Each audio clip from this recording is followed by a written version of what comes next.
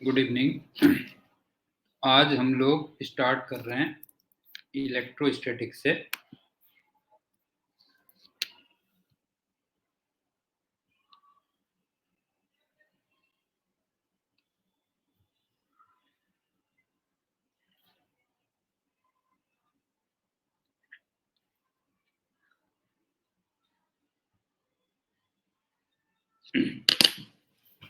थोड़ा सा थिकनेस वो कर लेता हूँ बेटा।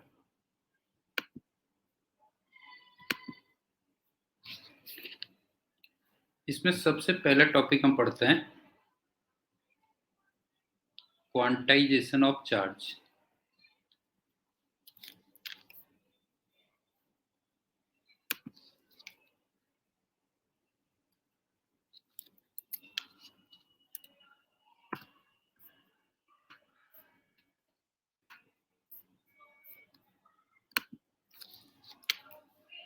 सबसे पहले हम स्टार्ट कर रहे हैं, थोड़ा सा मेरे को सेट होने में टाइम लगेगा बेटा।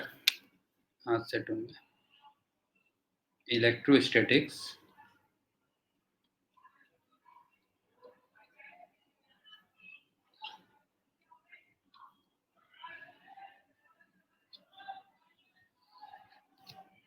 और इसमें पहला हम पढ़ते हैं क्वांटाइजेशन ऑफ चार्ज।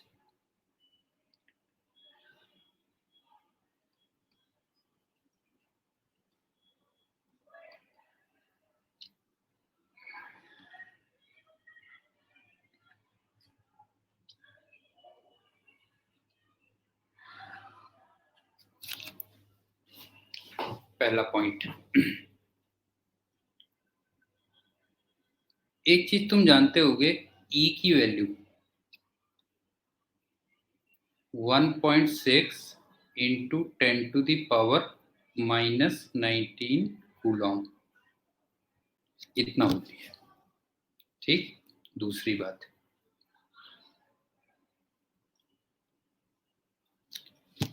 किसी भी बॉडी पे जो चार्ज होता है, एक सेकंड बेटा, मैं थिकनेस थोड़ा सा कम करके देखता हूँ। थिकनेस ये होती है, ठीक है। किसी भी बॉडी पे जो चार्ज होता है वो ई के इंटीजर मल्टीपल पे होती है।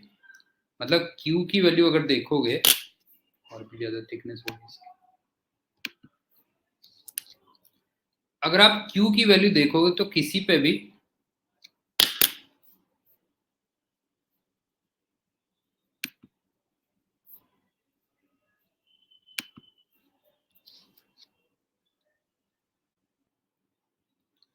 वो प्लस या माइनस एन ही हो सकता है। और यहाँ पे जो एन की वैल्यू है वो 1, 2, 3 एंड सो ऑन ये होती है।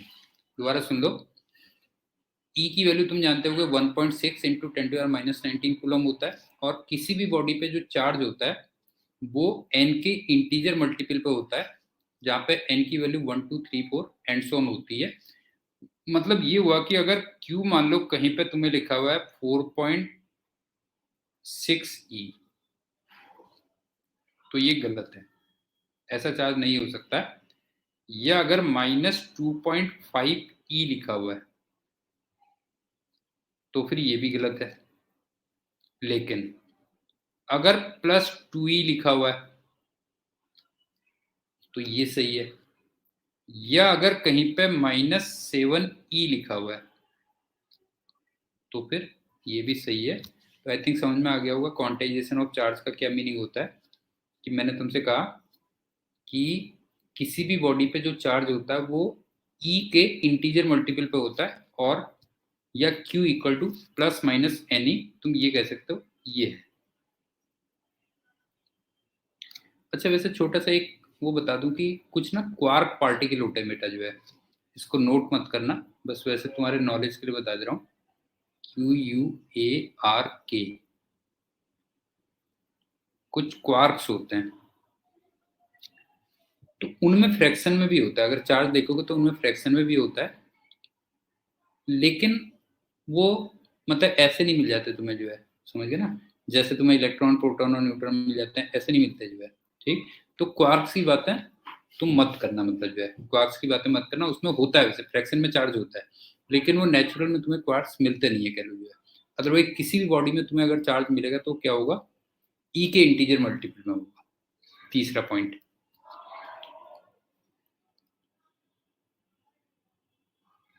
अब किसी भी बॉडी को जब तुम चार्ज करते हो ना,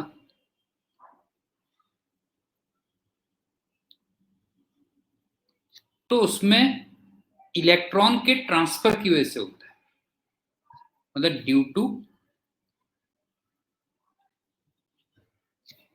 ट्रांसफर ऑफ इलेक्ट्रॉन्स।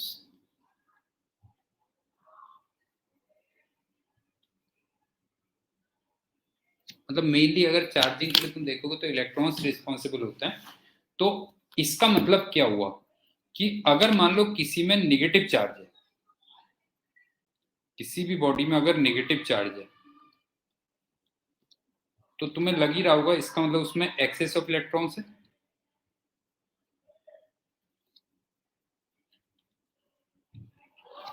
और अगर मान लो कोई पॉजिटिवली चार्ज बॉडी है,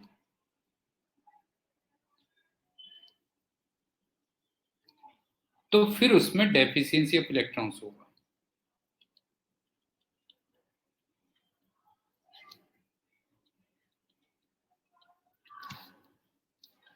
एक पॉइंट और, मान लो दो आइडेंटिकल बॉडीज हैं और एक मान लो पॉजिटिवली चार्ज है और दूसरी मान लो निगेटिवली चार्ज है, तो इसका मतलब जो निगेटिवली चार्ज है उसमें कुछ एक्स्ट्रा इलेक्ट्रॉन्स है ना, और जो पॉजिटिवली चार्ज बॉडी है उसमें कुछ इलेक्ट्रॉन्स कम है।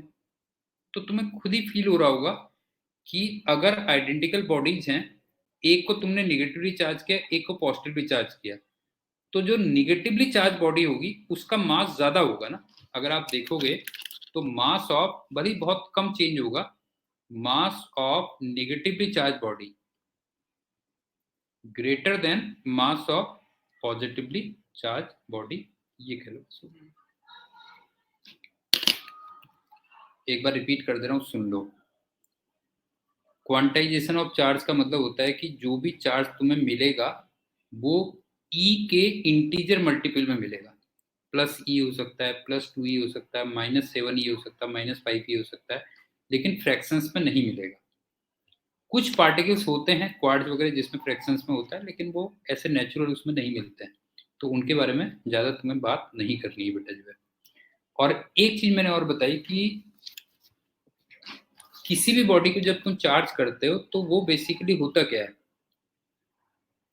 वो इलेक्ट्रॉन्स के ट्रांसफर से होता है। इसका मतलब अगर निगेटिवली चार्ज बॉडी है तो उसका थोड़ा सा मास बढ़ जाएगा क्योंकि उसमें कुछ एक्स्ट्रा इलेक्ट्रॉन्स है, और अगर वो पॉजिटिवली चार्ज बॉडी है तो इसका मतलब उसमें से कुछ इलेक्ट्रॉन्स निकल जाएंगे, तो उसका मास थोड़ा सा क्या हो जाएगा, कम हो जाएगा। So this is quantization of charge. अब चलते हैं दूसरा पॉइंट,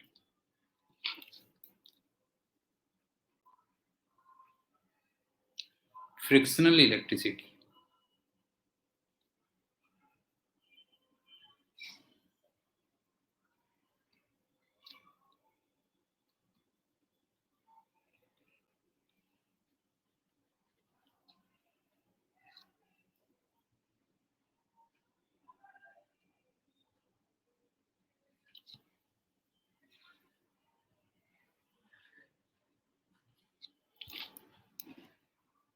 अगर आप मान लो दो बॉडीज को रब करते हो, तो तुम्हें ऐसा नहीं लग रहा कि बेटा किसी एक बॉडी से कुछ इलेक्ट्रॉन्स दूसरी बॉडी में चले जाएंगे?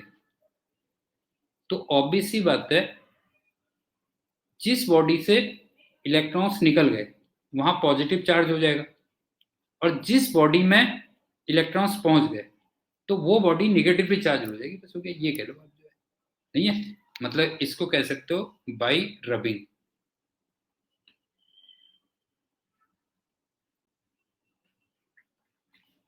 Two bodies,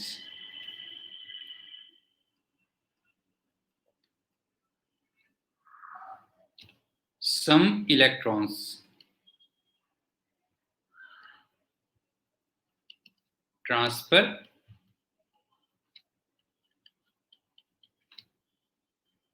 from one body,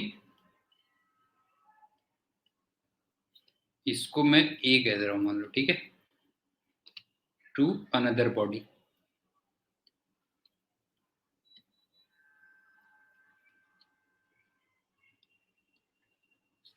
इसको मैं बी कह दे रहा हूं। अब ये बताओ कि ए से बी में चले गए, नहीं है इलेक्ट्रॉन्स अगर देखोगे तो ए से बी में चले गए, तो बी में तुम्हें ऐसा नहीं लग रहा कि ये बॉडी निगेटिवली चार्ज हो जाएगी बेटा?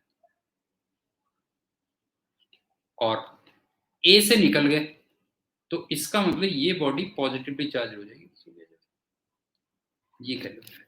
तो आई थिंक फ्रिक्शनल इलेक्ट्रिसिटी का मतलब समझ में आ गया होगा। जब दो बॉडीज को तुम रब करते हो तो एक में से, एक बॉडी में से कुछ इलेक्ट्रॉन्स क्या होते हैं दूसरी बॉडी में ट्रांसफर हो जाते हैं, तो उसको हम फ्रिक्शनल इलेक्ट्रिसिटी कहते हैं।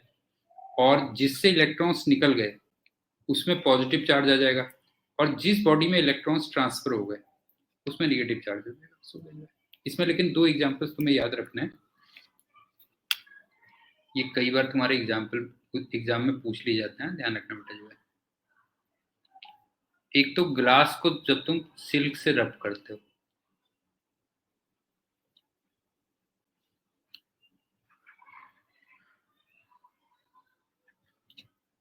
तो इसमें ग्लास में पॉजिटिव चार्ज आता है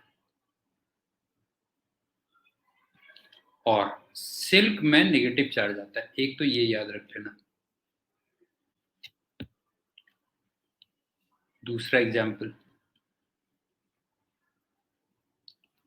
अगर तुम प्लास्टिक को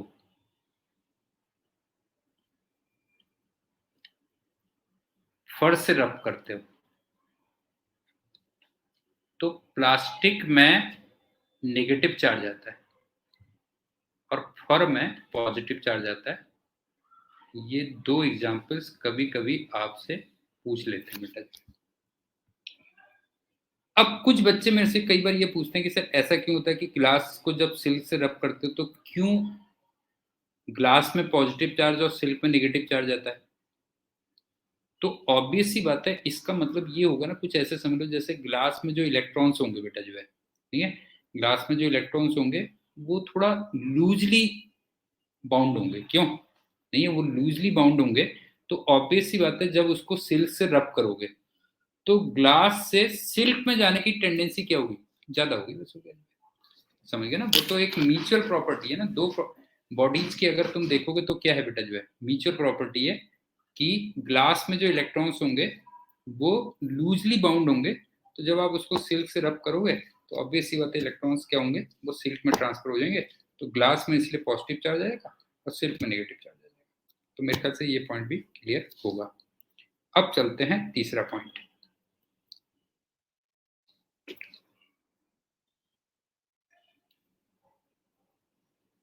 इसको हम इंडक्शन या इंड्यूस चार्जेस कुछ भी कह लो, इंडक्शन या इंड्यूस चार्जेस।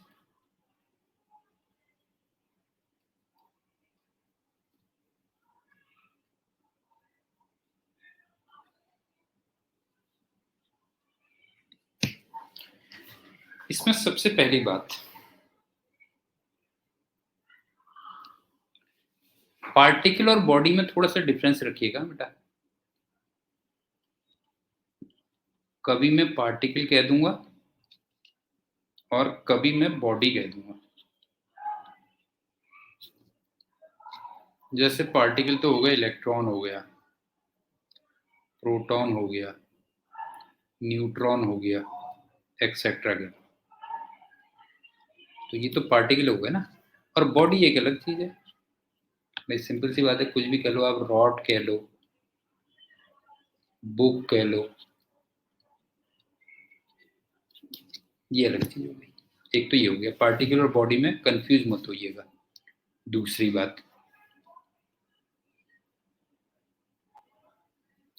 मान लो ये एक चार्ज बॉडी है, चार्ज बॉडी है, ध्यान रखना, चार्ज बॉडी है, और सपोज करो ये पॉजिटिवली चार्ज बॉडी है।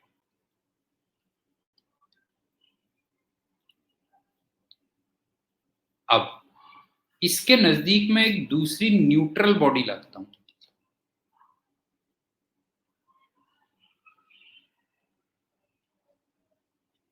ये न्यूट्रल बॉडी है।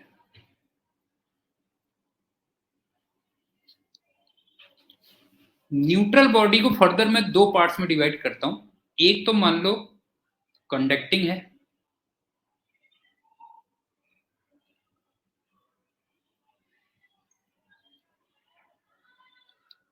और एक मान लो इंसुलेटिंग है।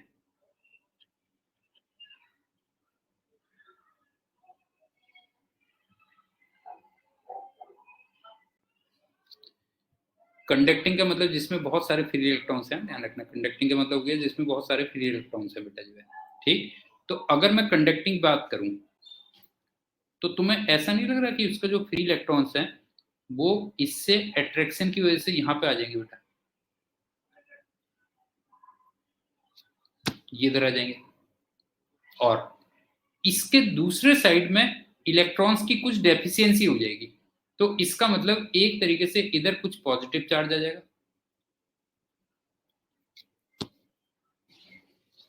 अब आप ये बताओ, ये भी पॉजिटिव चार्ज है और ये नेगेटिव चार्ज है, इसका मतलब इसमें अट्रैक्शन होगा। और ये पॉजिटिव चार्ज है और ये पॉजिटिव चार्ज है, इसमें रिपल्सन होगा।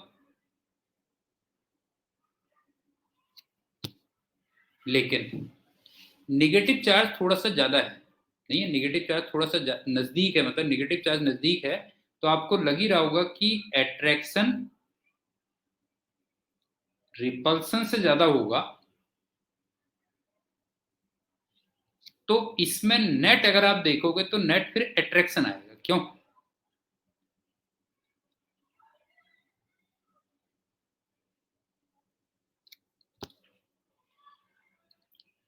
तो सबसे पहले तुम एक चीज देखो कि जो कंडक्टर में इलेक्ट्रॉन्स इधर कलेक्ट हो गए थे और उधर दूसरी साइड में इलेक्ट्रॉन्स की कमी हो गई थी, उसको तो हमने इंडक्शन बोल दिया, ये इंड्यूस चार्जेस बोल दिया। ये तो कंडक्टर की बात थी। अब अगर मैं इंसुलेटर में कहूं तो इंसुलेटर में क्या होगा ना कि उसका क्या होगा कि फॉर एग्जांपल ये एटम है बेटा जो है, इसका एटम का ही कुछ नेगेटिव चार्ज इधर को आ जाएगा और पॉजिटिव चार्ज इधर को आ जाएगा। तो इस केस में भी अगर देखोगे तो नेट अट्रैक्शन ही आएगा।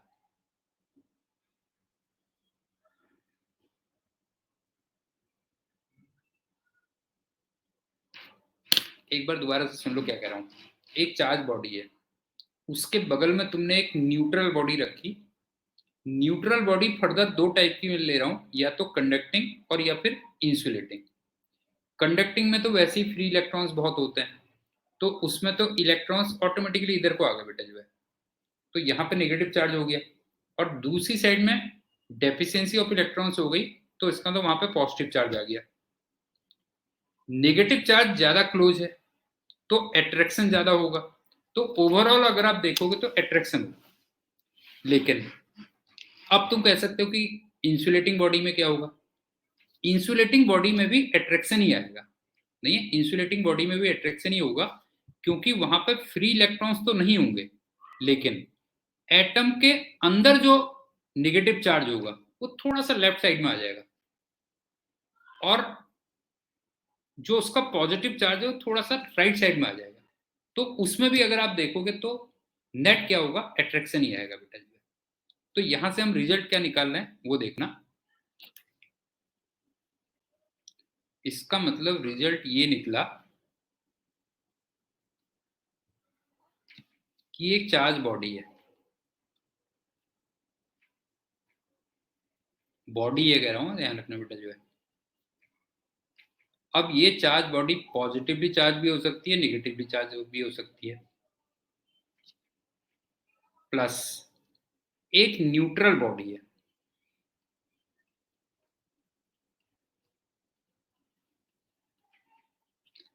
अब ये न्यूट्रल बॉडी कंडक्टिंग भी हो सकती है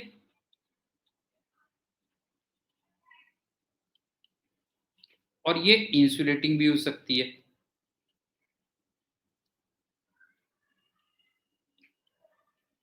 तो इन दोनों केसेस में अगर देखोगे तो दोनों केसेस में अगर देखोगे तो अट्रैक्शन ही होगा।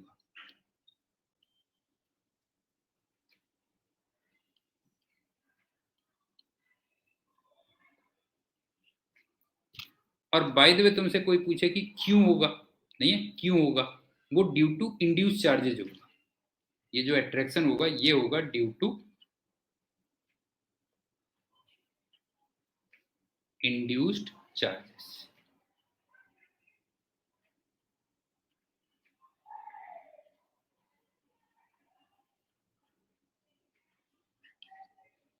आई थिंक पॉइंट क्लियर हो गया होगा। एक चार्ज बॉडी है, पॉजिटिवली हो या निगेटिवली हो, एक न्यूट्रल बॉडी है, कंडक्टिंग हो या इंसुलेटिंग हो, कोई फर्क नहीं पड़ता, उन दोनों में आपस में अट्रैक्शन ही होगा। और अट्रैक्शन का कोई अगर आपसे रीजन पूछे तो फिर वो किसकी वजह से होगा बेटा, जो है इंड्यूस चार्जेस की वजह से। लेकिन यहाँ पे एक वर्ड आता है बट।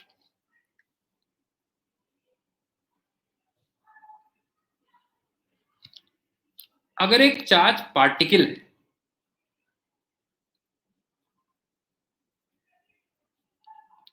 पार्टिकल और बॉडी में डिफरेंस मैंने पहले ही बता दिया, ध्यान रखना। एक चार्ज पार्टिकल है, अब वो चाहे इलेक्ट्रॉन हो, प्रोटॉन हो, कुछ भी कह लो, प्लस एक न्यूट्रल पार्टिकल है, न्यूट्रल पार्टिकल, न्यूट्रॉन कह लो, तो इनमें कोई फोर्स नहीं लगेगा। पिछली बार जैसे अट्रैक्शन हुआ था, इनमें अगर तुम देखोगे तो इनमें फिर फोर्स नहीं है ना कुछ भी, जो है इस केस में फोर्स की वैल्यू क्या होगी, 0। क्योंकि पार्टिकल्स में क्या इंडक्शन होगा बेटा, नहीं बताओ, जब पार्टिकल्स में थोड़ी इंड्यूस चार्ज होंगे। इंड्यूस चार्जेस तो किस में आएंगे बताओ, बॉडी में आएंगे। तो इसका मतलब इस केस में फोर्स की वैल्यू क्या आएगी, 0 आएगी। ये अब एक एग्जांपल बताता हूँ, थोड़ा और क्लियर होगा। फ्रिक्शनल इलेक्ट्रिसिटी और इंड्यूस चार्जेस, उनका मिला के एक एग्जांपल बता रहा हूँ।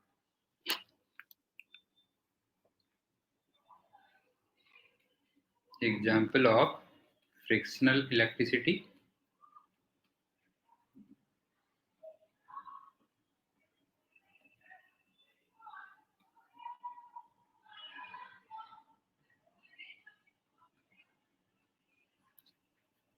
Plus induce charges.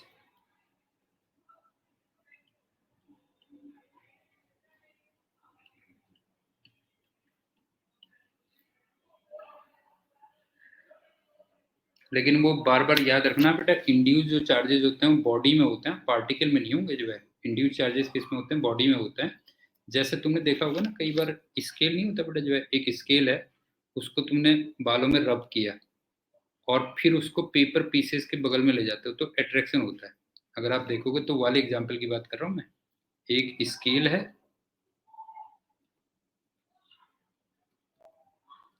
प्लस बाल वाला जो एग्जाम्पल होता है, प्लस पेपर पीसेस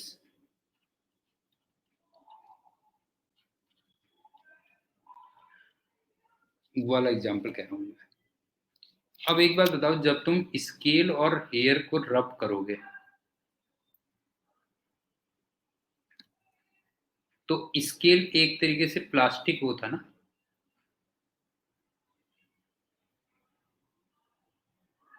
तो अभी मैंने कुछ देर पहले बताया था कि प्लास्टिक में नेगेटिव चार्ज आ जाएगा, क्यों नहीं होता। स्केल इसका मतलब नेगेटिवली चार्ज बॉडी हो गई।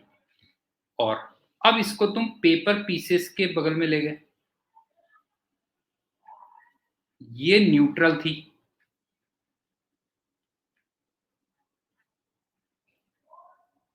तो अभी हमने ये भी तो पढ़ा कि अगर नेगेटिवली चार्ज बॉडी हो और एक न्यूट्रल बॉडी हो तो उसमें अट्रैक्शन होगा, ये भी तो हमने पढ़ा।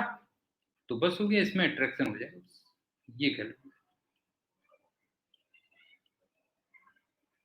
तो मेरे ख्याल से फ्रिक्शनल इलेक्ट्रिसिटी और इंड्यूस चार्जेस, ये पॉइंट क्लियर हो गया होगा।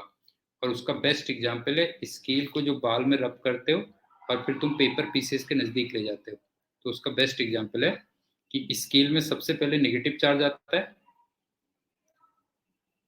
वो नेगेटिवली चार्ज बॉडी हो जाती है, और फिर जब उनको तुम पेपर पीसेस के बगल में ले जाते हो जो कि न्यूट्रल बॉडी है, तो उन दोनों में फिर क्या होता है, इंड्यूस चार्जेस की वजह से क्या होता है, अट्रैक्शन होता है। ये कहते हैं। एक काम करता हूँ कि अभी तक हमने जो पढ़ा है ना पहले, उसको पहले रिवाइज कर लेते हैं बेटा, फिर चलते हैं अगले उसमें।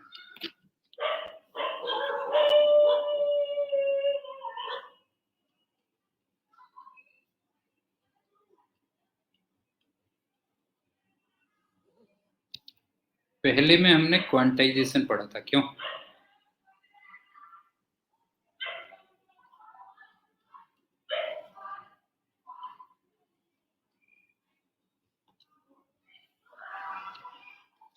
Q इक्वल टू प्लस या माइनस एनी,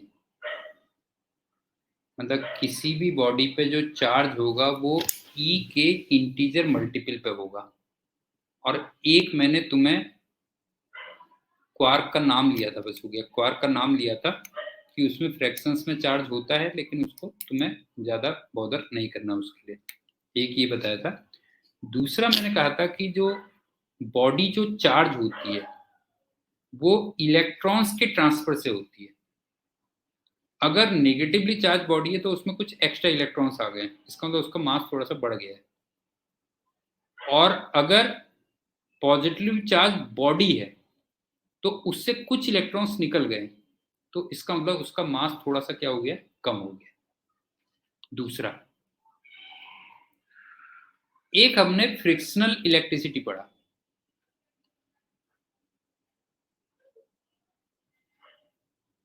फ्रिक्शनल इलेक्ट्रिसिटी,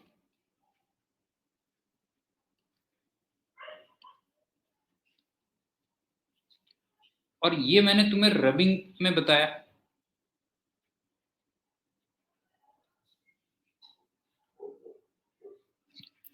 और इसमें दो एग्जाम्पल तुम्हें याद करने के लिए बोले बेटा, जो है नहीं, दो एग्जाम्पल याद करने के लिए बोले थे। एक तो ग्लास और सिल्क वाला।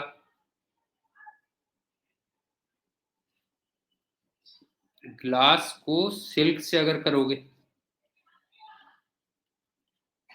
ग्लास में आएगा पॉजिटिव और सिल्क में आएगा नेगेटिव चार्ज।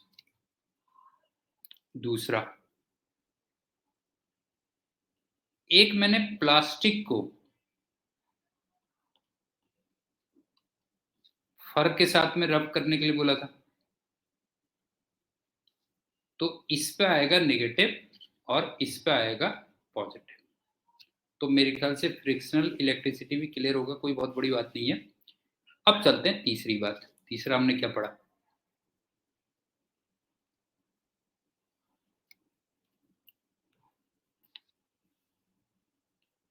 तीसरा हमने पढ़ा इंड्यूस चार्जेस।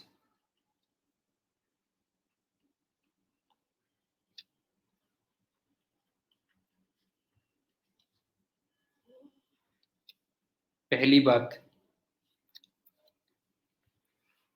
एक मैंने पढ़ा कि ये बॉडीज में होता है, पार्टिकल्स में नहीं होगा, ध्यान रखना जो है, इन बॉडीज।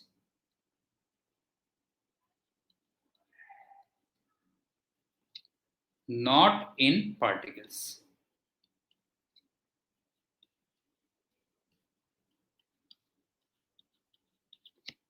दूसरा मैंने क्या बताया, अब जो बॉडी है वो कंडक्टिंग हो या फिर इंसुलेटिंग हो,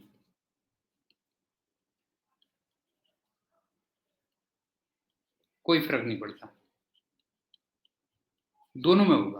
अगर आप देखोगे तो इंड्यूस्ड इफेक्ट दोनों में होंगे। अब वो एक अलग बात है कि कंडक्टिंग में पूरे के पूरे इलेक्ट्रॉन्स ट्रांसफर हो जाएंगे, नहीं, एक एंड पे इलेक्ट्रॉन्स ट्रांसफर हो जाएंगे। और इंसुलेटिंग अगर बॉडी है, इंसुलेटिंग मतलब डाइलेक्ट्रिक, चलो इंसुलेटिंग क्या हो, ठीक है, इंसुलेटिंग अगर बॉडी है तो उसमें क्या होगा कि जो एटम का नेगेटिव चार्ज है वो एक साइड में आ जाएगा और एटम का पॉजिटिव चार्ज दूसरी साइड में आ जाएगा, लेकिन इंड्यूस्ड इफेक्ट्स दोनों में होंगे क्या लोग। और एक मैंने तुम्हें एग्जाम्पल बताया था, एग्जाम्पल ऑफ, बेस्ट एग्जाम्पल था वो, example of frictional plus frictional electricity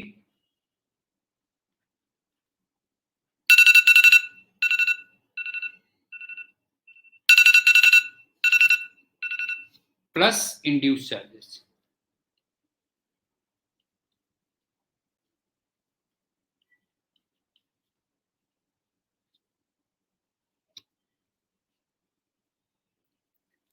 और वो था स्केल प्लस बॉल और प्लस पेपर पीसेस। एक बार फिर भी रिपीट कर दे रहा हूं, सुन लो कि स्केल को जब मैंने बालों से रब किया तो स्केल में निगेटिव चार्ज आ गया, तो वो निगेटिवली चार्ज बॉडी हो गई। और उसको जब तुम न्यूट्रल पेपर पीसेस के बगल में ले गए तो उनमें क्या हुआ, अट्रैक्शन हुआ। और हाँ, एक पॉइंट मैंने और पढ़ाया था, वो सुन लो कि एक चार्ज बॉडी है, चार्ज बॉडी है और एक न्यूट्रल बॉडी है, न्यूट्रल बॉडी है, तो इनमें अट्रैक्शन होगा। लेकिन अगर एक चार्ज पार्टिकल है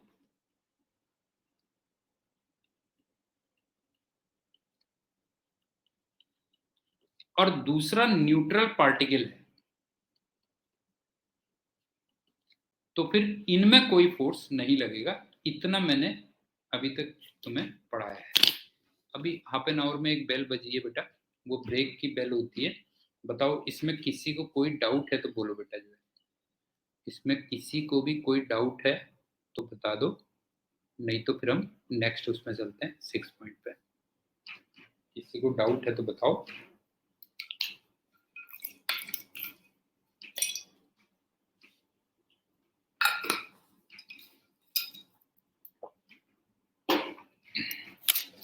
अब चलते हैं 6 पॉइंट पे।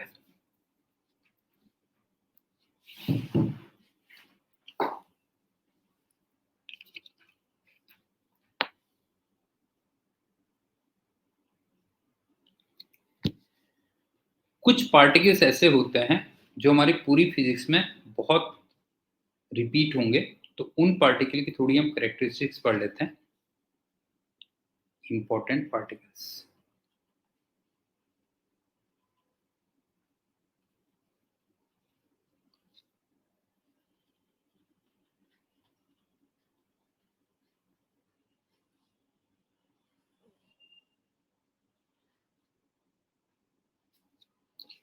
एक सेकंड है बेटा, इसमें ना थोड़ा सा ये पेन की जो वो है थिकनेस उसकी ज्यादा हो रही है। मैं अभी जरा पता करता हूँ।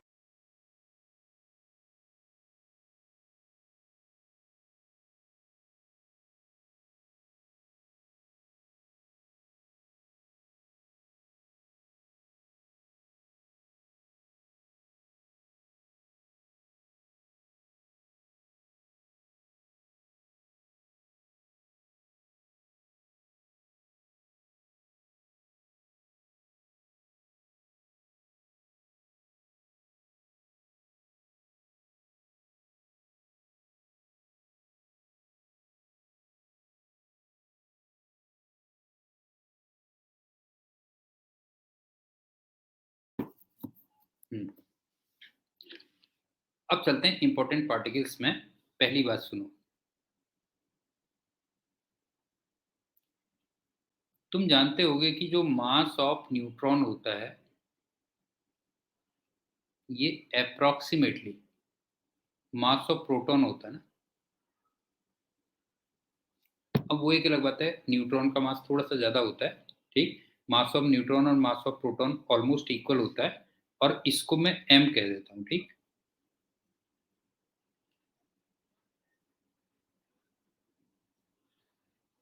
और एक चीज का ध्यान रखना ना, ये जब ये वाला साइन होता है बेटा, तो ये अप्रोक्सीमेटली इक्वल का साइन होता है। अप्रोक्सीमेटली इक्वल का साइन होता है, तो मास ऑफ न्यूट्रॉन और mass of proton almost equal होता है, उसको हम m कहेंगे। दूसरी बात, प्रोटॉन के बारे में तुम जानते ही हो।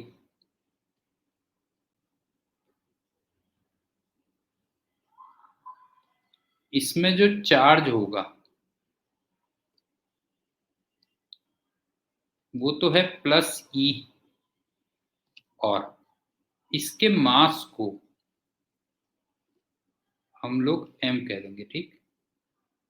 ये तो प्रोटॉन हो गया। अब चलते हैं तीसरी बात।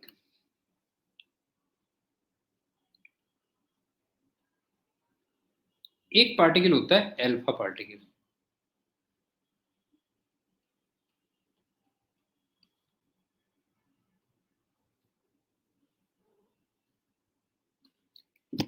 अल्फा पार्टिकल ना हीलियम का न्यूक्लियस होता है, ध्यान रखना, हीलियम का न्यूक्लियस होता है बेटा जो है, it is nucleus of helium. इसका मतलब 2He4। इसका लेकिन न्यूक्लियस होगा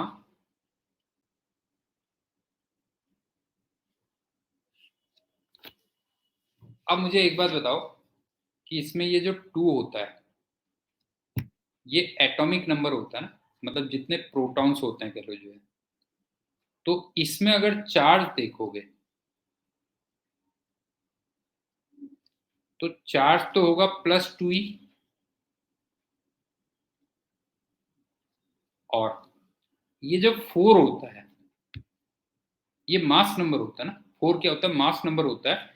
इसका मतलब प्रोटॉन और न्यूट्रॉन के ऐड करके, तो इसके मास को हम कितना लिखेंगे बताओ जो है, इसके मास को लिखेंगे 4m, ये कह लो बस।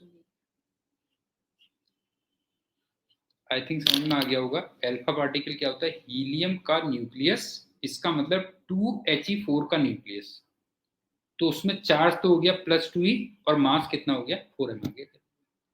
एक पार्टिकल और रिपीट होता है, फोर्थ, और वो ड्यूट्रॉन है।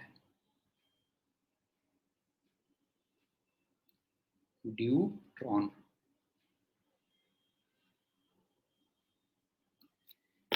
ये 1H2 का न्यूक्लियस होता है, न्यूक्लियस ऑफ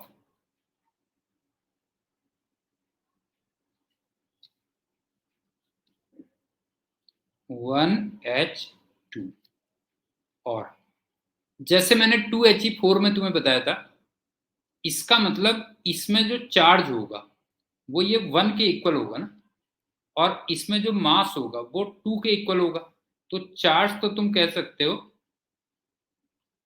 वो तो होगा +E, और इसका जो मास आएगा वो आ जाएगा 2m, ये कह लो। तो ये 3 पार्टिकल्स पूरी फिजिक्स में हमारे बहुत रिपीट होंगे। एक प्रोटॉन जिसमें चार्ज +E और मास m, दूसरा अल्फा पार्टिकल और वो हीलियम या 2He4 का न्यूक्लियस है, इसका मतलब उसमें चार्ज होगा +2e और मास होगा 4m। और एक मैंने तुम्हें बताया ड्यूट्रॉन, वो 1H2 का न्यूक्लियस है, तो उसमें चार्ज तो होगा 1 +E और मास होगा 2m के इक्वल। और एक छोटी सी बात है, वो चाहे अल्फा पार्टिकल हो और या फिर न्यूट्रॉन हो, दोनों मैंने न्यूक्लियस कहे हैं बेटा जो है, और न्यूक्लियस में तुम जानते हो +ही चार्ज होता है, क्यों नहीं बताओ जो है। एक छोटी सी बात है कि एक मैंने अल्फा पार्टिकल का, उसको भी मैंने न्यूक्लियस कहा, और एक मैंने ड्यूट्रॉन कहा, वो भी न्यूक्लियस ही कहा। तो न्यूक्लियस में ऑब्वियस सी बात है प्लस चार्ज ही होता है, तो इसलिए एक में +2e चार्ज था और दूसरे में क्या था, +E चार्ज था। ये हो गया। नेक्स्ट चलते हैं 7 पॉइंट।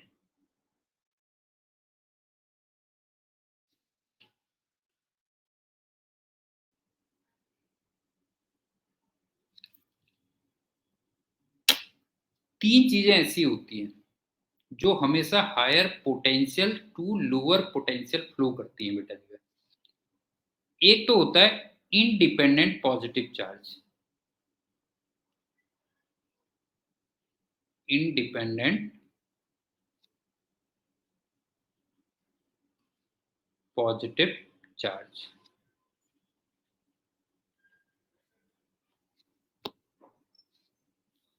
सेकंड, इंडिपेंडेंट का मतलब है तुमने पॉजिटिव चार्ज को बिल्कुल छोड़ दिया, ध्यान रखना, तुम उसको पकड़ के लेके खुद नहीं जा रहे हो। इंडिपेंडेंट का ये मतलब है कि पॉजिटिव चार्ज को आपने क्या किया, बिल्कुल छोड़ दिया बेटा जो है। तो एक तो इंडिपेंडेंट पॉजिटिव चार्ज, दूसरा है electric current.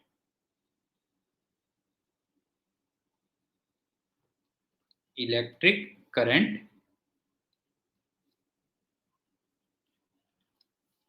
From some resistance.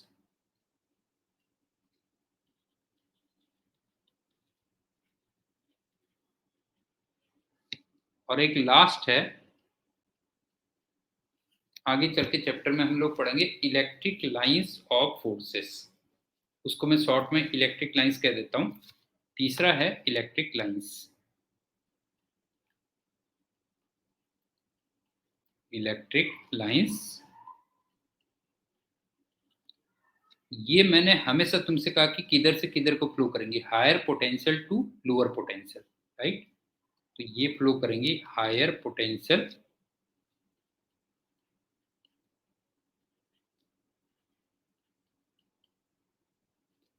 To lower potential. आगे से मैं इसको H से L कह दूंगा बेटा जो है, ये कह, एक बार रिपीट कर रहा हूं, पूरी फिजिक्स में तीन चीजें हमेशा हायर पोटेंशियल से लोअर पोटेंशियल की तरफ फ्लो करती है। एक तो इंडिपेंडेंट पॉजिटिव चार्ज, बिल्कुल छोड़ दिया आपने पॉजिटिव चार्ज को, तो हमेशा हायर से लोअर की तरफ जाएगा। एक रेजिस्टेंस के थ्रू इलेक्ट्रिक करंट, और तीसरा मैंने कहा इलेक्ट्रिक लाइंस आएंगी, आगे चल के आएंगी इलेक्ट्रिक लाइंस, वो भी हमेशा किधर से किधर को फ्लो करेंगे, higher potential to lower potential को फ्लो करेंगे। नेक्स्ट हम आते हैं 8th पॉइंट पे।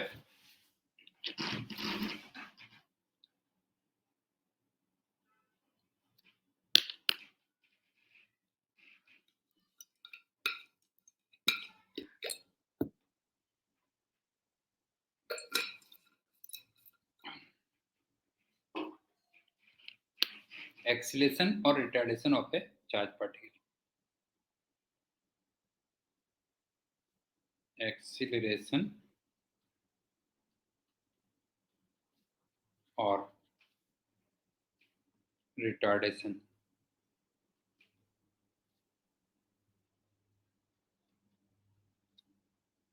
Of a charge particle.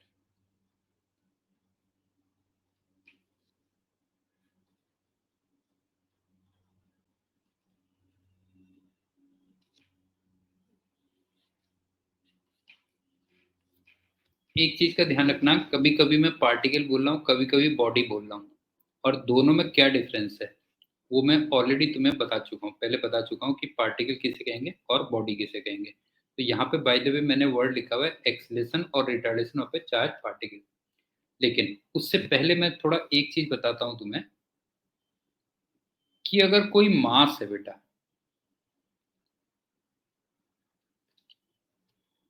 इसको तुम हाइट के डिफरेंस से एक्सिलरेट या फिर रिटार्ड कर सकते हो।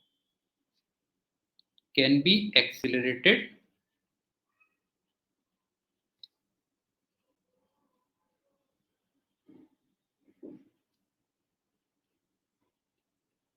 और रिटार्डेड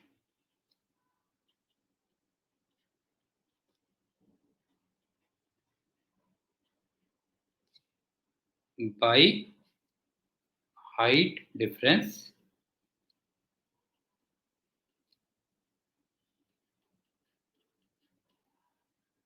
और इस हाइट डिफरेंस को मैं h कह दे रहा हूं। जैसे आप एक बात बताओ कि अगर कोई बॉडी h हाइट नीचे आ गई तो उसकी काइनेटिक एनर्जी mgh बढ़ जाएगी। और अगर किसी बॉडी को मैं ऊपर फेंक दूं बेटा जो है, नहीं, किसी बॉडी को ऊपर फेंक दूं और वो हाइट h हाइट ऊपर चली जाएगी, चलेगी मान लो, तो उसकी काइनेटिक एनर्जी mgh क्या हो जाएगी, कम हो जाएगी। तो यहां से अगर मैं देखूं तो जो चेंज इन काइनेटिक एनर्जी आया, डेल्टा के ही आया, वो तुम कह सकते हो प्लस या माइनस mgh आ गया।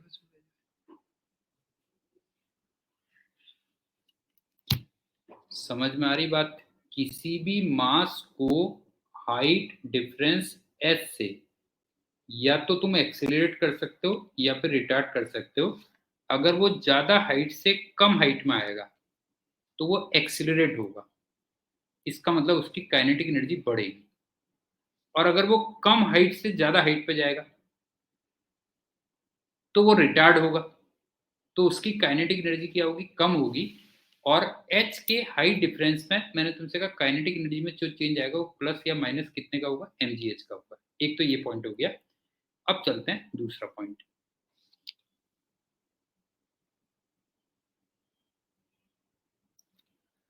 अगर मान लो कोई बॉडी रेस्ट से स्टार्ट हो रही है,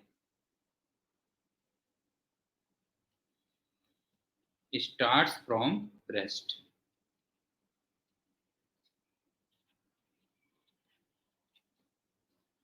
मतलब u की वैल्यू इसकी सपोज करो 0 है।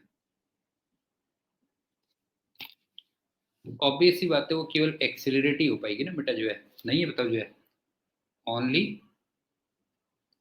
एक्सेलरेटेड।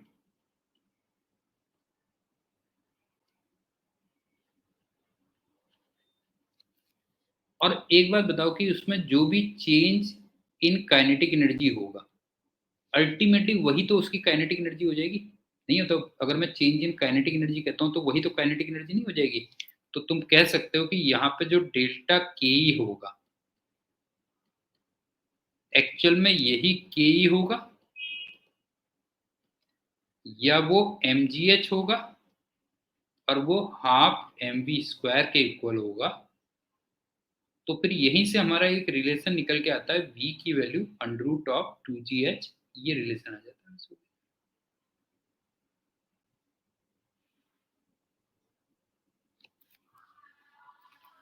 तो मेरे ख्याल से ये पॉइंट क्लियर होगा कि अगर कोई मास है तो उसको हाइट डिफरेंस s से तुम एक्सिलरेट भी कर सकते हो और रिटार्ड भी कर सकते हो। जब वो ऊपर से नीचे आएगा तो वो एक्सिलरेट होगा और h हाइट गिरने पे उसकी काइनेटिक एनर्जी mgh बढ़ जाएगी। और अगर वो नीचे से ऊपर जाएगा तो वो रिटार्ड होगा और h हाइट ऊपर जाने पे उसकी काइनेटिक एनर्जी mgh क्या हो जाएगी? कम हो जाएगी। तो वहां से मैंने डेल्टा के इक्वल टू प्लस या माइनस mgh लिखा। और एक चीज मैंने ये बताई कि अगर कोई बॉडी मान लो रेस्ट से स्टार्ट हो रही है तो फिर उसमें रिटार्डेशन क्या होगा? एक्सेलेरेशन ही होगा, केवल एक्सेलेरेशन होगा। तो वहां पे जो भी काइनेटिक एनर्जी होगी वही चेंज इन काइनेटिक एनर्जी भी हो जाएगा। इसका मतलब mgh हो गया और उसको मैंने हाफ एम बी स्क्वायर लिख लिया। तो वहीं से फिर v equal to root 2gh हो जाता है। बस हो गया कि अगर कोई h हाइट नीचे आती है जिसकी इनिशियल वेलोसिटी 0 थी तो उसकी वेलोसिटी रूट 2gh ये आ जाती है। अब इसको मैं यहाँ पे चार्ज पार्टिकल में अप्लाई करूंगा, वो देखो क्या है।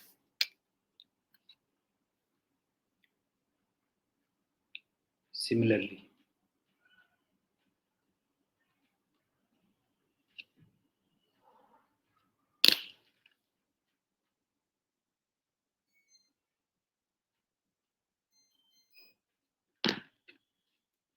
अगर कोई चार्ज पार्टिकल है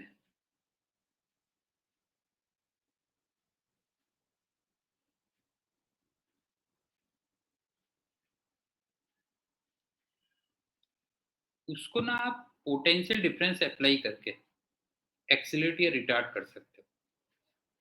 charge particle can be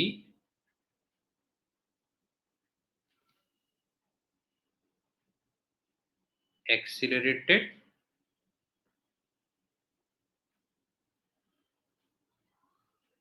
or retarded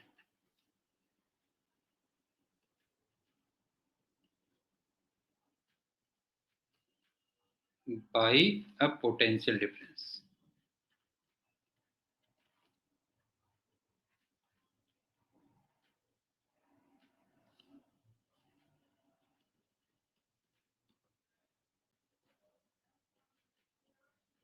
और आगे ये पोटेंशियल डिफरेंस वर्ड काफी आना है तो इसको मैं पी डी कह दूंगा।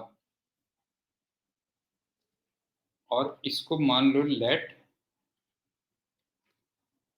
वी वोल्ट्स कह देता हूँ, ठीक है।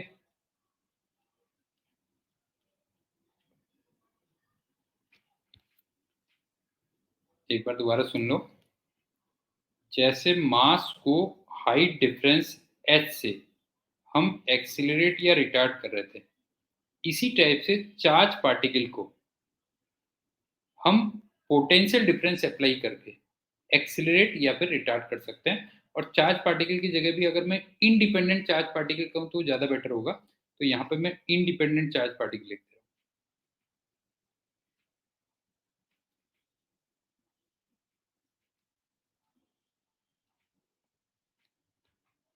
इंडिपेंडेंट का मतलब बिल्कुल फ्री है, हाँ, बिल्कुल चार्ज पार्टिकल बिल्कुल फ्री है मूव करने के लिए कह दो। एक तो ये बात हो गई। अब दूसरी बात सुनो। एक वर्ड आता है यहाँ पे इलेक्ट्रॉन वोल्ट,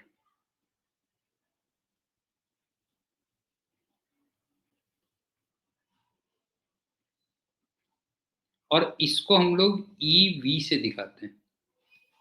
और मेरे ख्याल से तुम जानते होगे ये यूनिट ऑफ एनर्जी होता है बेटा।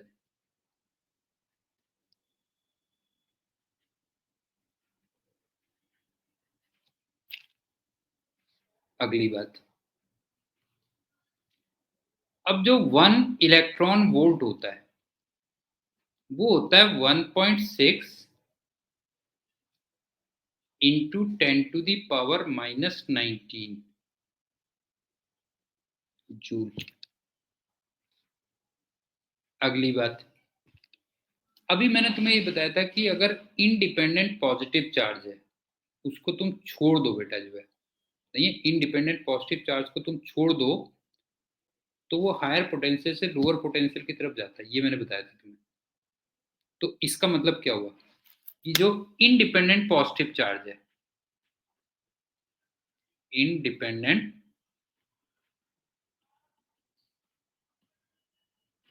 पॉजिटिव चार्ज है,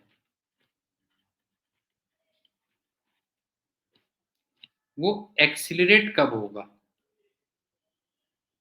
जब वो हायर पोटेंशियल से लोअर पोटेंशियल की तरफ जाएगा। और रिटार्ड कब होगा? जब वो लोअर पोटेंशियल से हायर पोटेंशियल की तरफ जाएगा। आई थिंक समझ में आ गया होगा। ये चीज ध्यान रखना बेटा, जो है कि इंडिपेंडेंट पॉजिटिव चार्ज तब एक्सीलेट होगा जब वो हायर पोटेंशियल से लोअर पोटेंशियल की तरफ जाएगा, और वो रिटार्ड तब होगा जब वो लोअर से हायर की तरफ जाएगा। और इंडिपेंडेंट नेगेटिव चार्ज वो उल्टा हो जाएगा फिर, नहीं है। Independent negative charge, independent negative charge अगर देखोगे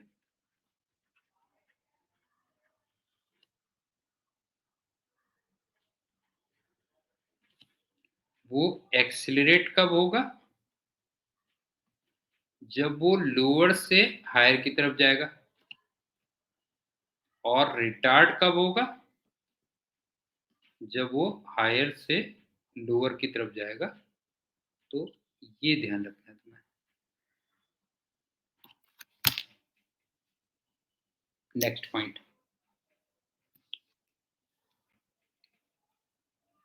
अगर Q इक्वल टू प्लस या माइनस एनी चार्ज है, ये ध्यान से देखना बेटा, जो है Q इक्वल टू प्लस या माइनस एनी चार्ज है और उसको पोटेंशियल डिफरेंस V से, V वोल्ट कह लो रादर, इससे एक्सिलरेट या रिटार्ड करवाते हो।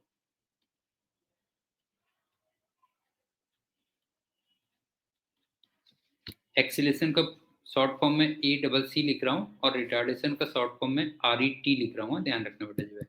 तो अगर किसी Q इक्वल टू प्लस या माइनस एनी चार्ज को आप पोटेंशियल डिफरेंस V वोल्ट से एक्सिलेट या रिटार्ड करवाते हो, तो फिर जो चेंज इन काइनेटिक एनर्जी आता है, इसको ध्यान से देखना।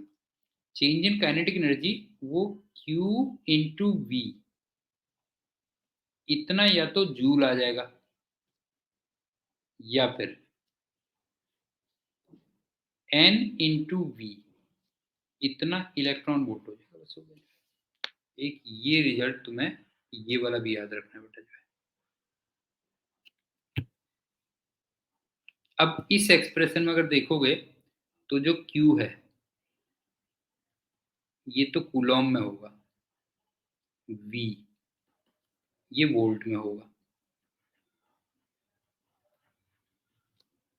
N एक नंबर है, क्यों?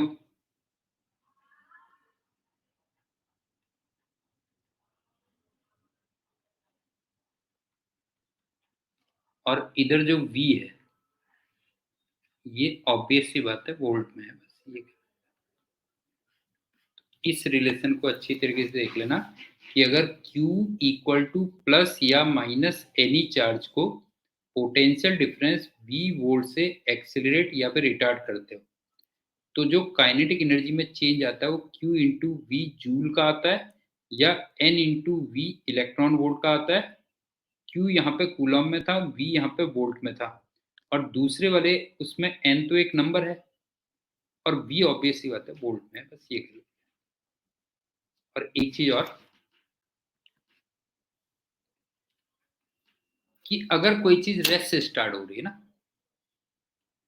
इफ स्टार्ट फ्रॉम रेस्ट,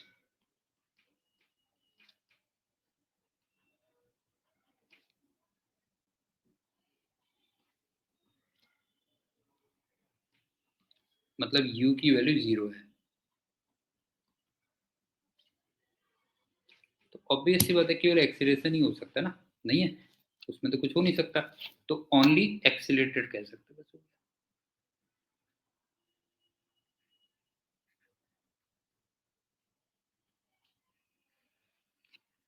तो उस केस में मैं चेंज इन काइनेटिक एनर्जी को ही सिर्फ काइनेटिक एनर्जी कह सकता हूं, नहीं है चेंज इन काइनेटिक एनर्जी को ही सिर्फ काइनेटिक एनर्जी कह सकता हूं। तो डेल्टा के इसी को मैं काइनेटिक एनर्जी कह सकता हूं, और ये फिर हाफ एम वी स्क्वायर हो जाएगी। और अगर इसमें मैं ये वाला रिलेशन यूज कर लूं बेटा, Q इंटू वी वाला रिलेशन यूज कर लूं, तो इसको तुम फिर ये भी कह सकते हो this is equal to Q into V.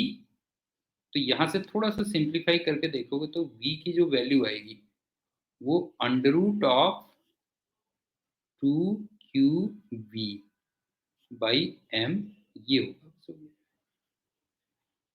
तो जो भी मैं रिलेशन दे रहा हूं उसको तुम लोग अच्छी तरीके से बेटा जो है याद रखना, जो भी एक्सप्रेशन दे रहा हूँ जो है, ठीक है?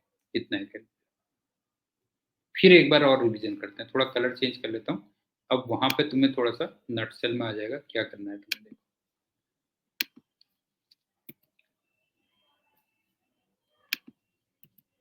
फिर से एक बार रिवीजन करते हैं, अभी तक हमने क्या क्या पढ़ा। एक काम करते हैं, रुक जाओ।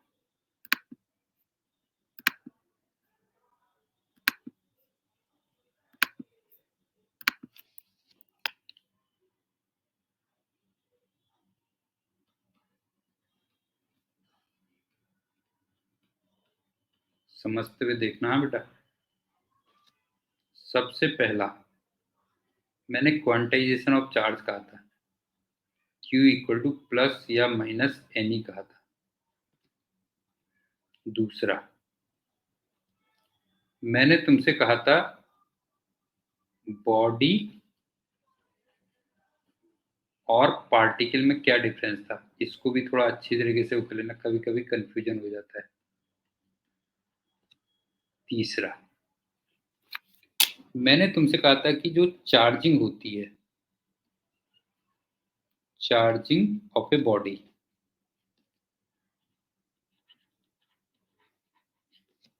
वो ड्यू टू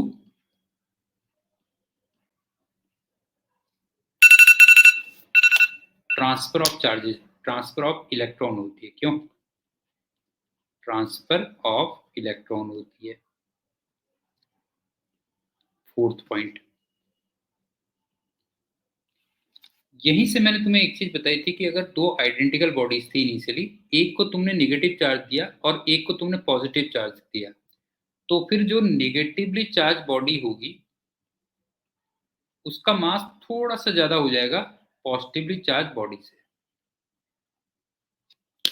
क्योंकि नेगेटिवली चार्ज बॉडी का मतलब उसमें कुछ तुमने एक्स्ट्रा इलेक्ट्रॉन्स दिए हैं, और पॉजिटिवली चार्ज बॉडी का मतलब उससे कुछ इलेक्ट्रॉन्स तुमने खींच लिए हैं बेटा जो है। ठीक है, ये बताया था पांचवा पॉइंट। एक हमने फ्रिक्शनल इलेक्ट्रिसिटी पढ़ी थी।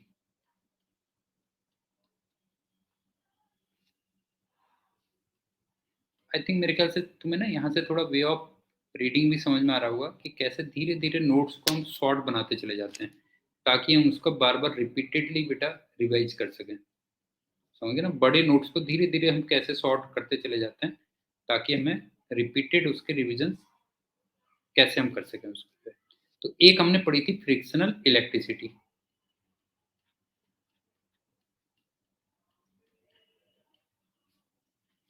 इसको मैं हमेशा भूल जाता हूँ, ग्लास को सिल्क से किया था,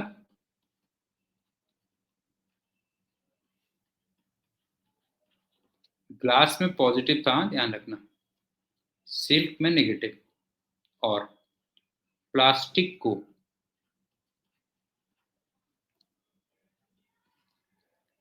फर से किया था। प्लास्टिक में नेगेटिव था और फर में पॉजिटिव था। ये भी क्लियर होगा। सिक्स्थ, एक मैंने इंड्यूस चार्जेस बताए थे।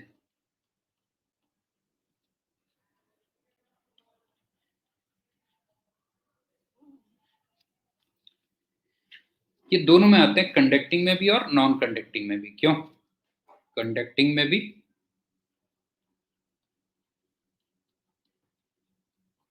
और नॉन कंडक्टिंग में भी।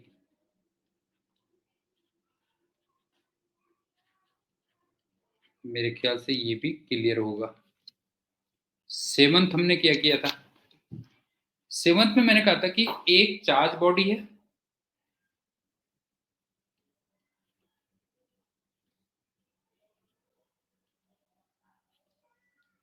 और एक न्यूट्रल बॉडी है। इसका तो दो बार रिवीजन हो गया। क्यों? एक न्यूट्रल बॉडी है, इसमें केवल अट्रैक्शन होगा, लेकिन चार्ज पार्टिकल है और न्यूट्रल पार्टिकल है, उसमें फोर्स नहीं लगेगा। फिर क्यों? एक हमने पढ़ा था कि अगर चार्ज पार्टिकल है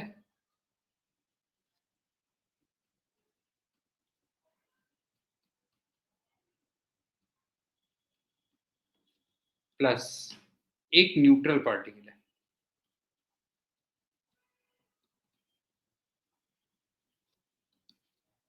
इसमें फिर फोर्स की वैल्यू जीरो।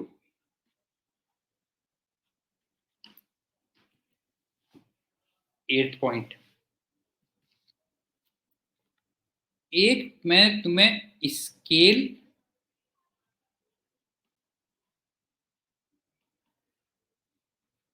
बाल और paper pieces,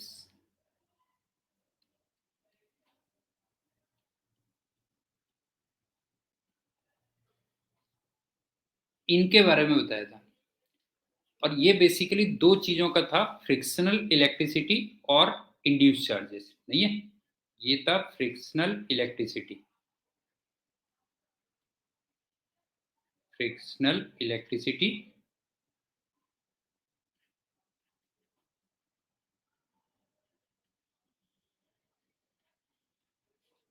plus induce charges.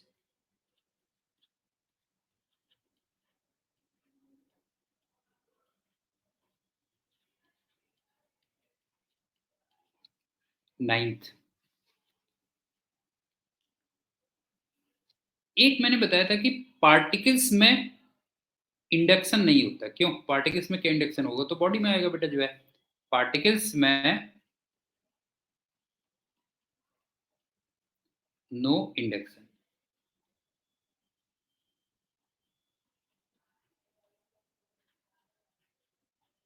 इसका तो हम दो बार रिवीजन कर चुके हैं, राइट?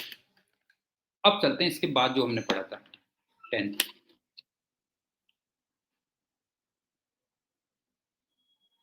हमने 3 पार्टिकल पढ़े थे, एक पढ़ा था प्रोटॉन, एक पढ़ा था अल्फा पार्टिकल,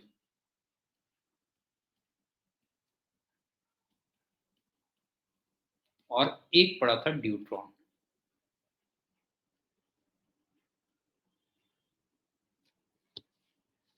प्रोटॉन का मैंने चार्ज बोला था +e और मास बोला था m। अल्फा पार्टिकल मैंने तुमसे कहा था हीलियम का न्यूक्लियस है।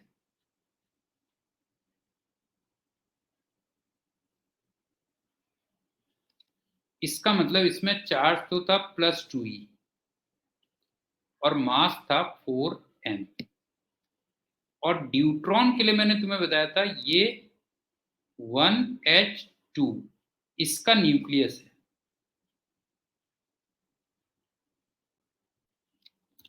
और इसमें चार्ज बताया था +e और मास बताया था 2m। एक हमने ये पढ़ा था बेटा, जो 3 पार्टिकल्स के बारे में पढ़ा था, प्रोटॉन, अल्फा पार्टिकल और ट्यूब। नेक्स्ट आते हैं 11th पॉइंट।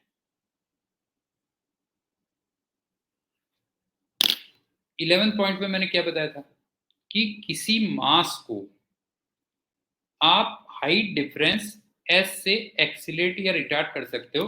तो वहां पर मैंने तुम्हें एक डेल्टा के वो दिया था प्लस या -mgh। अगर कोई चीज नीचे आएगी तो ऑब्वियस सी बात है एक्सीलरेट होगी, तो उसकी काइनेटिक एनर्जी बढ़ेगी।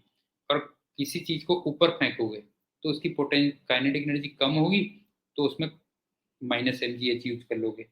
और यहीं पे मैंने तुम्हें एक चीज बताई थी कि अगर कोई चीज रेस्ट से स्टार्ट हो रही है तो फिर तुम डेल्टा के कह लो या के कह लो, बात एक ही है। ऑब्वियस ही बात है, उसमें केवल एक्सीलरेशन ही होगा बेटा जो है। और उसको हमने mgh लिख लिया था, और उसको फिर हमने हाफ mv² लिख लिया था, और यहां से फिर मैंने v को लिख दिया था √2gh, ये कर दिया था। और लास्ट था 12th पॉइंट।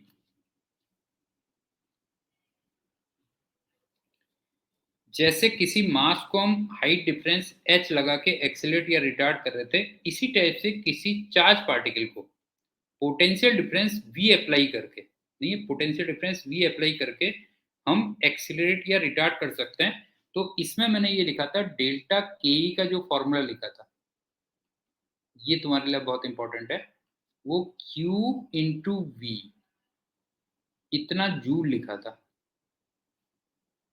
या N इंटू वी इतना इलेक्ट्रॉन वोल्ट लिखा था। ये था, अगर तुम्हें ध्यान हो, Q इंटू वी जूल या फिर N into V electron volt इतना लिखा था, इसको ध्यान रखना चाहिए। अब इस पे हम लोग कर रहे हैं एग्जांपल्स। कलर थोड़ा चेंज कर देते हैं।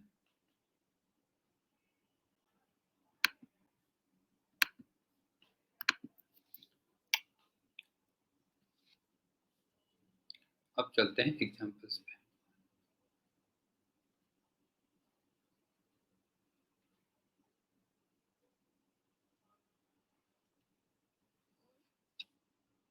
पहला अल्फा पार्टिकल की बात करता हूँ, मान लो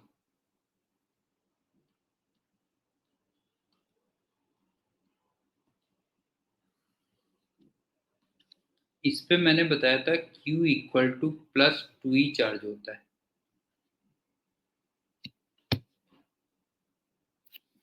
कलर थोड़ा ज्यादा हो गया।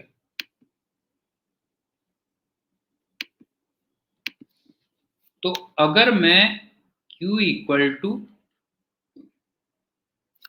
ये भी थोड़ा उतना बढ़िया नहीं रहा,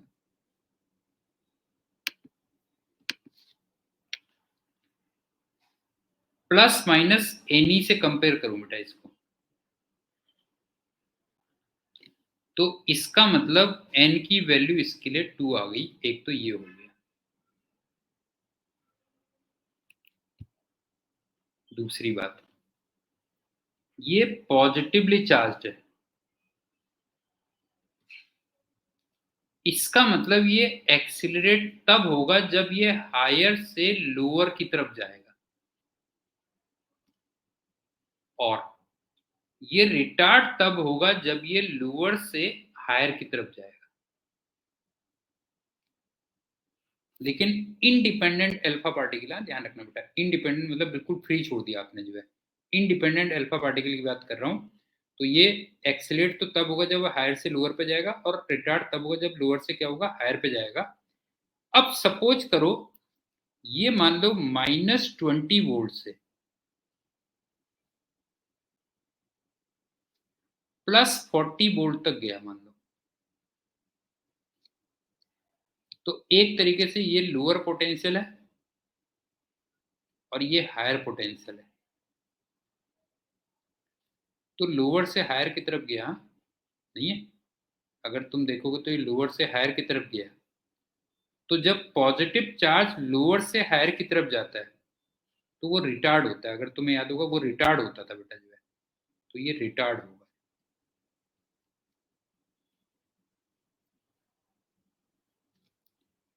और इसकी काइनेटिक एनर्जी में कितने का चेंज आएगा, ये मैंने लिखा था n इंटू वी, इतना इलेक्ट्रॉन वोल्ट लिखा था।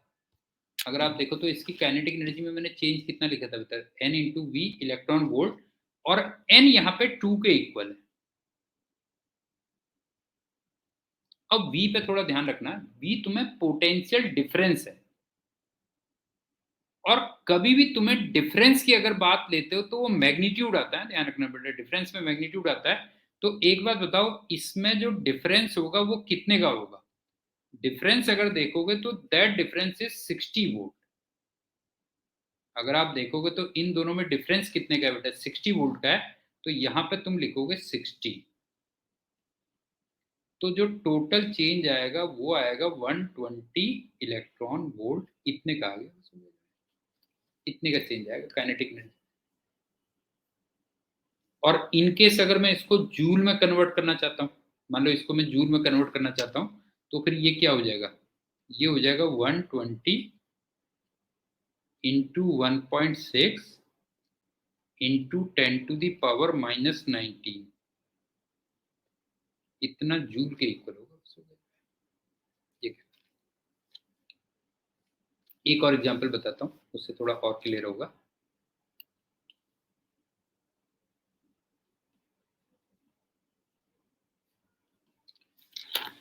सपोज करो हम लोग इलेक्ट्रॉन की बात करते हैं, मान लो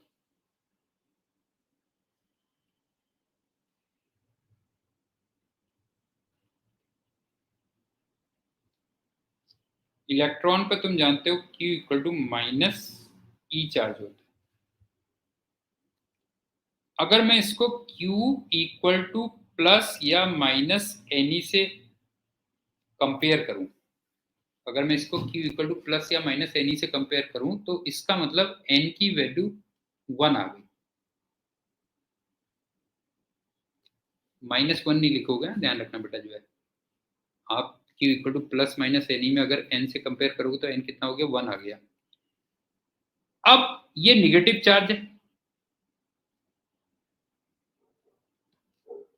तो निगेटिव चार्ज एक्सिलरेट कब होता है, जब वो लोअर से हायर की तरफ जाए, और वो रिटार्ड तब होता है जब वो हायर से लोअर की तरफ जाए, ये ध्यान रखना। तो अब मान लो ये 20 वोल्ट से 60 वोल्ट पे जा रहा है, ध्यान रखो, 20 वोल्ट से 60 वोल्ट पे जा रहा है, तो 20 वोल्ट तो हो गया लोअर पोटेंशियल, और 60 वोल्ट हो गया हायर पोटेंशियल। तो ये लोअर से हायर की तरफ जा रहा है, तो इसका मतलब ये एक्सिलरेट होगा।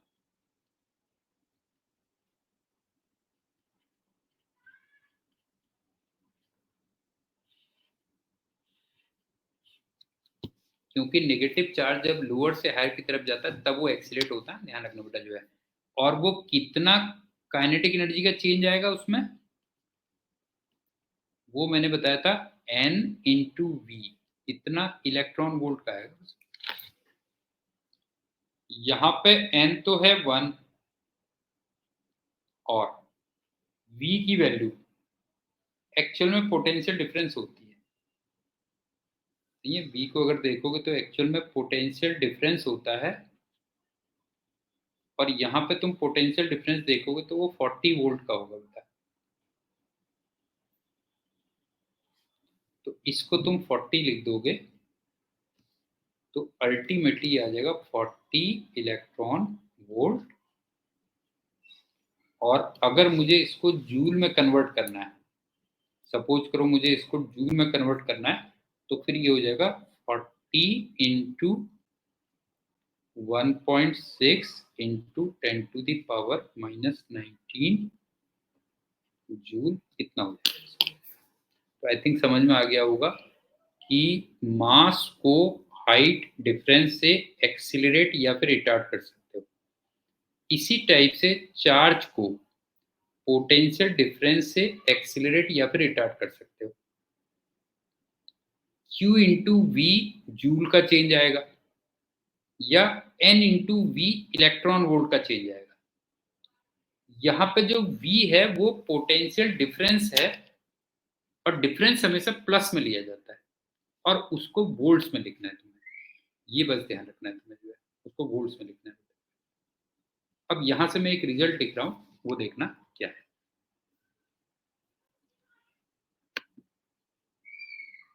कलर चेंज करके लिखते हैं रिजल्ट।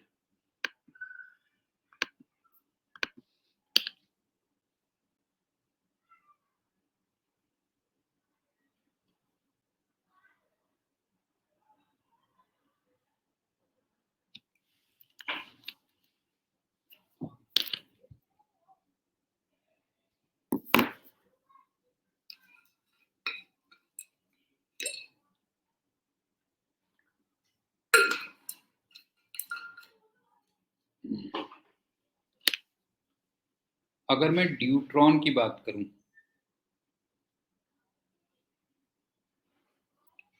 तो इसमें प्लस ई चार्ज था।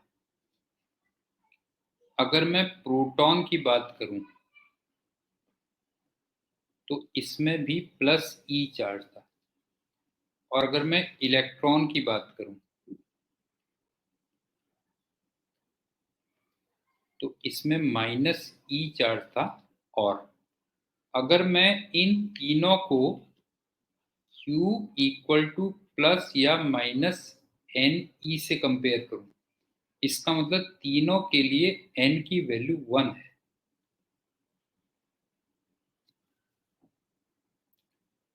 तो इनमें डेल्टा के जो आएगा वो सीधे सीधे n इंटू वी,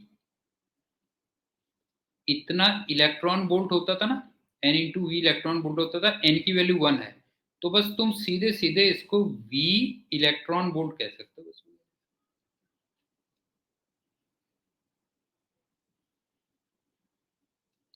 कि मान लो तुमने ड्यूट्रॉन को 100 वोल्ट से एक्सीलेट किया, तो उसकी एनर्जी 100 इलेक्ट्रॉन वोल्ट हो जाएगी, बस हो गया। समझ गया ना, मतलब काइनेटिक एनर्जी में 100 इलेक्ट्रॉन वोल्ट का चेंज आएगा।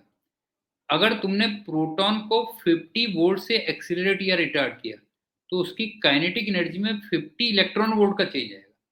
50 इलेक्ट्रॉन वोल्ट का चेंज आएगा, बस ये है। और अगर कोई चीज रेस्ट से स्टार्ट हो रही है तो फिर वो सिर्फ और सिर्फ क्या होगी, एक्सीलरेट ही हो सकती है, और कुछ नहीं। अच्छा, एक अल्फा पार्टिकल की अगर मैं बात करूं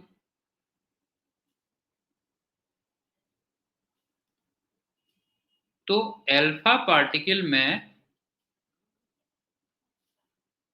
Q equal to plus 2e होता है। इसका मतलब n की वैल्यू 2 के इक्वल होगी। तो यहां पे अगर मैं डेल्टा के ई बनाऊं, इसके लिए अल्फा पार्टिकल के लिए डेल्टा के ई लिखूं, तो फिर वो कितना हो जाएगा बेटा जो है, वो 2 इंटू वी इतना इलेक्ट्रॉन वोल्ट आ जाएगा, बस ये कह लो। तो आई थिंक समझ में आ गया होगा। ड्यूट्रॉन, प्रोटॉन और इलेक्ट्रॉन, इसको जितने वोल्ट से एक्सीलरेट या रिटार्ड करोगे, काइनेटिक एनर्जी में उतनी ही इलेक्ट्रॉन वोल्ट एनर्जी का चेंज आएगा। 100 वोल्ट का मतलब 100 इलेक्ट्रॉन वोल्ट, 200 वोल्ट का मतलब 200 इलेक्ट्रॉन वोल्ट। लेकिन अल्फा पार्टिकल को जितने वोल्ट से एक्सीलरेट या रिटार्ड करोगे, काइनेटिक एनर्जी में उसका डबल चेंज आएगा। 50 वोल्ट से करोगे तो 100 इलेक्ट्रॉन वोल्ट का आएगा, 60 वोल्ट से करोगे तो 120 इलेक्ट्रॉन वोल्ट का आएगा, एंड सो ऑन। तो मेरे ख्याल से क्लियर हो गया होगा। अब इलेक्ट्रोस्टैटिक्स में आगे चल के हमारा वेक्टर्स का बहुत यूज होना है बेटा। तो वेक्टर्स तो खैर हम लोग पूरा वेक्टर वाले चैप्टर में पढ़ेंगे, लेकिन वेक्टर के यहाँ पे मैं कुछ की पॉइंट्स यहाँ पे डिस्कस कर दे रहा हूँ, वो बहुत इंपॉर्टेंट है। तो केवल इंपॉर्टेंट पॉइंट्स हम ले रहे हैं वेक्टर्स के।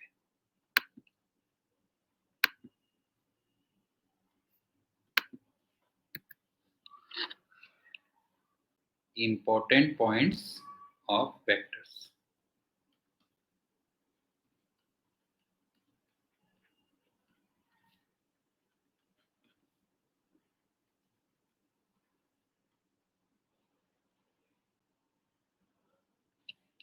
सबसे पहला, आर वेक्टर का जो मैग्नीट्यूड होता है, इसका मतलब ए प्लस बी वेक्टर का जो मैग्नीट्यूड होता है, वो मेरे ख्याल से तुमने पढ़ा होगा under root of A square plus B square plus twice A B cos theta. नहीं है? ए प्लस बी वेक्टर का जो मैग्नीट्यूड होता है वो तुमने पढ़ा होगा under root a square plus B square plus 2ab cos theta. इसी टाइप से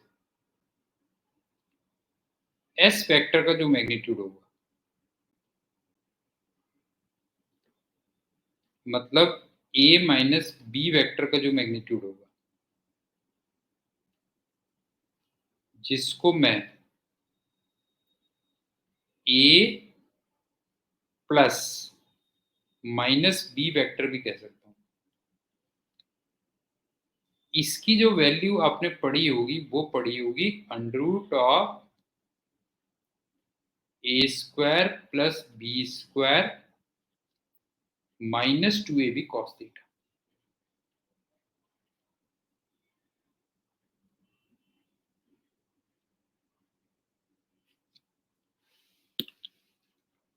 लेकिन दोनों ही फॉर्मूले में जो थीटा है बेटा, जो है, ठीक है ना, दोनों ही फॉर्मूले में जो थीटा है वो एक्चुअल में ए वेक्टर और बी वेक्टर के बीच का एंगल है। ध्यान रखना, यहाँ पे जो थीटा है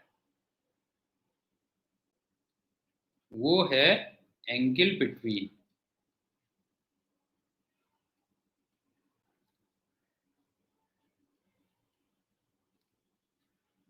ए वेक्टर एंड बी वेक्टर।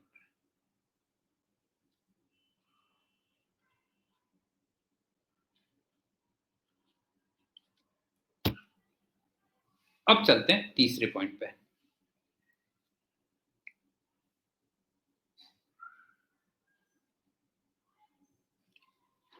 अगर ए वेक्टर और बी वेक्टर का मैग्नीट्यूड इक्वल हो बेटा,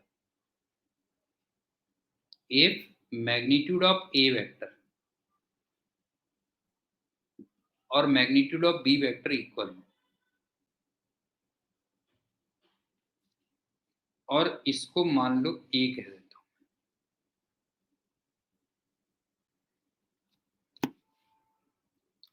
इसका मैथमेटिकल पार्ट तुम लोग ट्राई करना। तुम्हें सिर्फ क्या करना है, ये जो दो फॉर्मूले लिखे हैं मैंने, इसमें बी की जगह ए रख देना, बस हो गया। ठीक है ना, ये जो दो फॉर्मूले लिखे हैं इसमें बी की जगह ए रख देना। तो इस केस में जो आर वेक्टर का मैग्नीट्यूड आएगा, या आर कह लो, या ए प्लस बी का जो मैग्नीट्यूड आएगा, वो 2a cos थीटा बाई 2 निकल के आता है।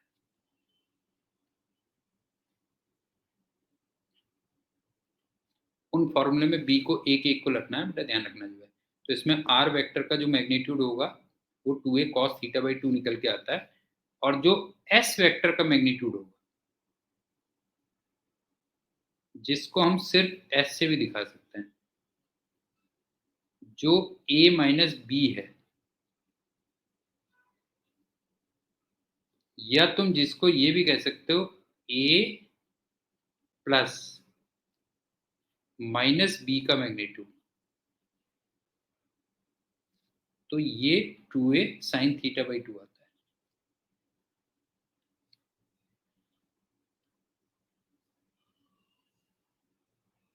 ये ध्यान रखना कि अगर दो वेक्टर्स का मैग्नीट्यूड इक्वल है तो फिर जो r की वैल्यू आती है वो 2a cos थीटा बाई 2 आती है, और जो s की वैल्यू आती है वो 2a sin थीटा बाई 2 आती है। और इसी केस में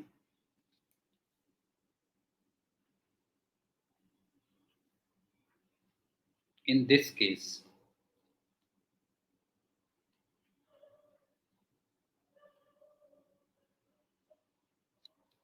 तुम्हें खुद भी फील आएगा, देखो जैसे ना a वेक्टर और b वेक्टर का मैग्नीट्यूड इक्वल है, तो जो r वेक्टर होगा वो बिल्कुल a वेक्टर और b वेक्टर के सेंटर से पास नहीं होगा बेटा, बताओ जो है। जैसे a वेक्टर और b वेक्टर के मैग्नीट्यूड्स इक्वल है बेटा जो है, तो ऐसे देखो ना, जैसे ये है, ये और ये मैग्नीट्यूड्स इक्वल है, तुम्हें ऐसा नहीं लग रहा आर वेक्टर बिल्कुल इसके सेंटर से पास होगा बेटा। जैसे ये ए हो गया, ये बी हो गया, ये आर वेक्टर आ गया, तो आर वेक्टर क्या होगा, इसके बिल्कुल सेंटर से पास होगा। तो इस केस में तुम ये कह सकते हो कि जो आर वेक्टर है it passes from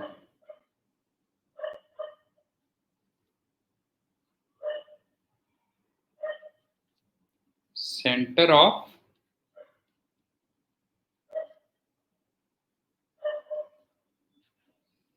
A vector and B vector.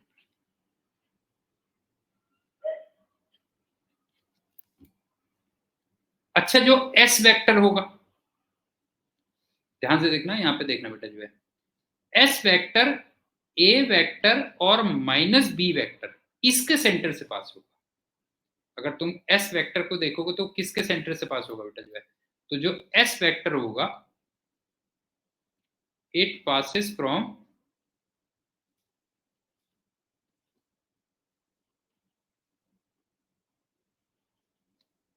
Centre of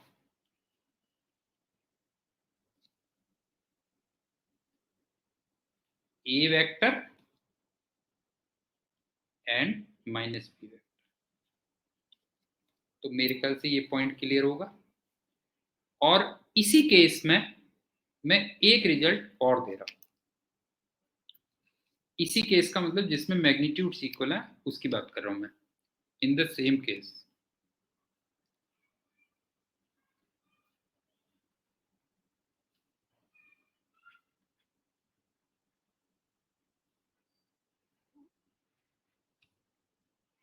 एक तो मैं r की वैल्यू लिखूंगा 2a cos theta by 2,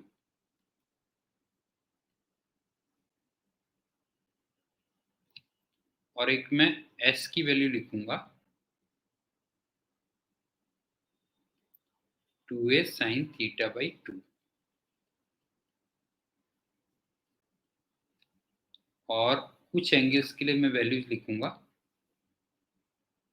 0 degree, 60 degree, 90 degree, 120 degree और 180 degree. 0 degree, 60 degree, 90 degree, 120 degree और 180 डिग्री इसके लिए। अब तुम्हें क्या करना है कि इसमें जो मैंने लिखा है ना 2a cos थीटा बाई 2 लिखा हुआ है, इसमें थीटा को, थीटा की वैल्यू रखते चले जाना बस, हो गया। तो जब आप 0 डिग्री रखोगे तो तुम देखना ये 2a आएगा, 60 रखोगे तो √3 आएगा, 90 रखोगे तो √2a आएगा, 120 रखोगे तो a ही आएगा। और 180 रखोगे तो 0 आएगा। लेकिन एस में वो बिल्कुल उल्टा हो जाएगा बेटा, जो है बिल्कुल रिवर्स ऑर्डर कर देना। ये 0, ये ए, ये √2a, ये √3a और ये 2a।